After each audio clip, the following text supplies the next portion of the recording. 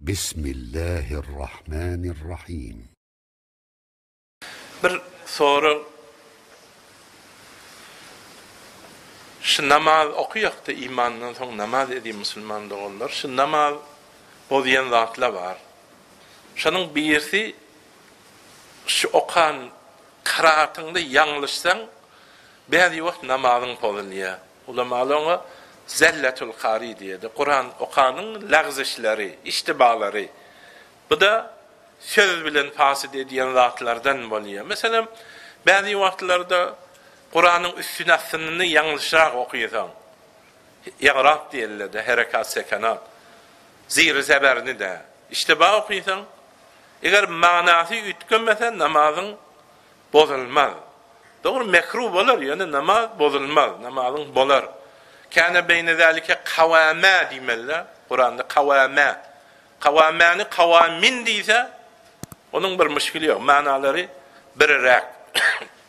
Ya İyyâken na'budu, ay qarası bağır burada İyyâken na'badu diye, na'badu. Bu hareke yütkeye de na'budu, badu okuyor. Bunda inha hiç mana yütkemeye çenden namazda fasit bulmuyor. Eğer manası yütkese, yani üstün aslını yütködüğünde manası da yütkese, onda namazın bozulur. Mesela diysen, Asa Adem Rabbuhu. Asıl aytmalı forması Asa Ademu.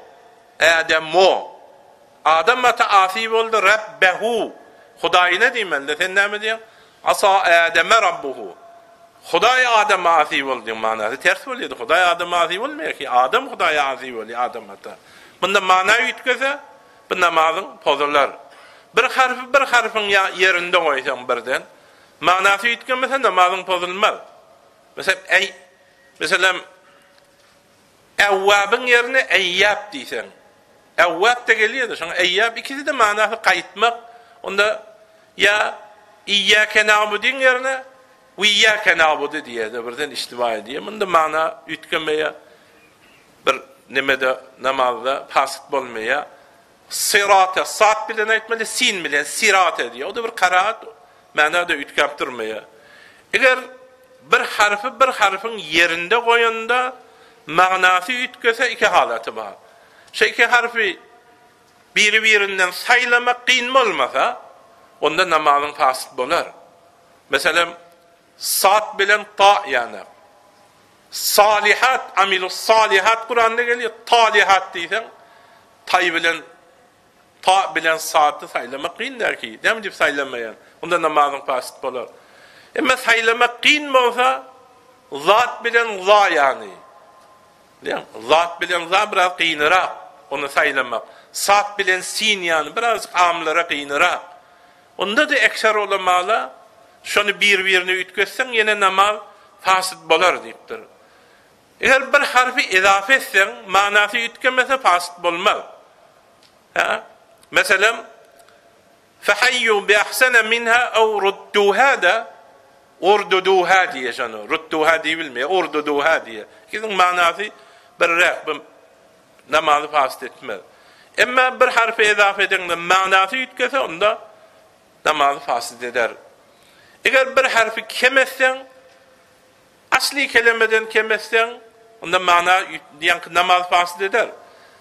Asli kelimeden olsa mananı fasit eder. Meğer ulamalı biliyor terhim olsa ya maliku ya şunu ya mali deyse onda terhim cur gelen yerinde fasit etmez. Olmasa asli kelimeden, asli harften kemezsen fasit eder. Ama izafe harften kemeldenin işgali yok. Câethum ti tanisin ki Câehum diyeni bilen onun bir müşkili yok. Eğer bir harften birden öne yedi geçiriyor. Ki asfin ma'kul diyemeli, ki afsin ma'kul diye. Lefî husrin diyemeli, lefî sorgin deyip koyuveriyor. Bir harften ütkese, onda inha manası da ütkese, onda namaz fasit bolar.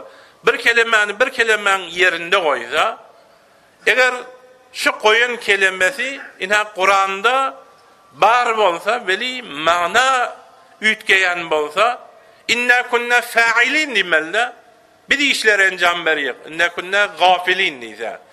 Gafilinen var Kur'an'da, fa'ilinen var. Yani şiizle manası ütkeye, onda namazı fasit bolar. Bir kelemeni bir kelemenin yerinde koyanda şu kelime yankıyanı Kur'an'da var. Manası da muvafık bolsa, manası jur yani. Hakimin yerine habir diye, ya semir diye basir ya manaları yakirraqda. Bunda namaz fasit bolmaz. Ama bir kelemenin yerinde koyanda Kur'an'da bolmasa, manası ters olsa namaz fasit bolar. Amilus salihatın yerine talihat getirse. Talih fasık deydi, salih qov deydi.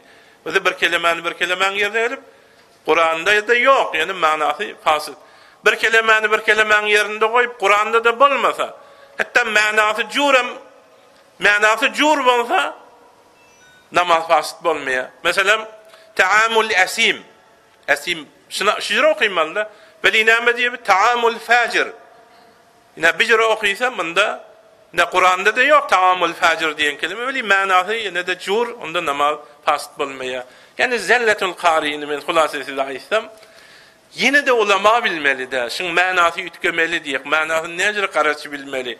Hereke ütkende, takdim tahir edende, näjere garaşy bilmeli, Kur'an'da bardygyny ýokduny. Yine de ulamalardan sonra durumda bir kulli kanunyny men aýdýan.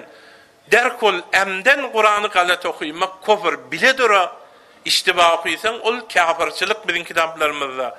Aydan eger yanlışy okuysan tahir öwrenipdir, dile öwrilmeýe. Yanlışy okuysan yankıyanı yanlışanda mana ütkese, yankaydan ahkamlarımız bar. Onda da bazısında namaz fasit bolýar, bazısında fasit bolmaýar, fasit bolmasa da yine de mekruh. Hatta namazın daşında da bolsa galat okuymak mekruh. Onun için benim bir tamşyrgym, namaza koşan suralaryňyzy bir qaryň öňünden geçin. Birden namazı poziyan zatla bolamazın. Son 20 yıldan son gidip bir qaryň ýanynda okaňyň bunyňa namazı poziýa diýse, sen ýene onu kaza etmeli bolup bir müşkilata giriptar bolaňyzdan birem uzun suralary koşak bolmaň. Ay sen mesela muhtiniňi goşup, wel fajriňi goşup dogry bilen ok. Mesela bir alham bilen kul hawallany qowja öwren, şunun bilen okuýsaň bir hezar bar qowy. Ya inna atayna bilen kul hawallany bil. Anqatça suralar alham öwr. Yani bir suralary goş namaza, şonu bir ustadyň öňünden geçen bol. Ya guşide dinle Kur'an talim berliýär. Şu jüreleri goşsaňyz ol bir hata bolar, bir şüphe bolar. Allah tebaraka ve taala hemmelerimize iman kamil amel salih versin. Esselamu aleyküm ve rahmetullahi ve berekatuhu. برای مشاهده ویدیوهای بیشتر و کانال یوتیوب سخنرانی های علمای ترکمن سر بزنید، مشترک بشید و منتشر کنید، اجر ببرید.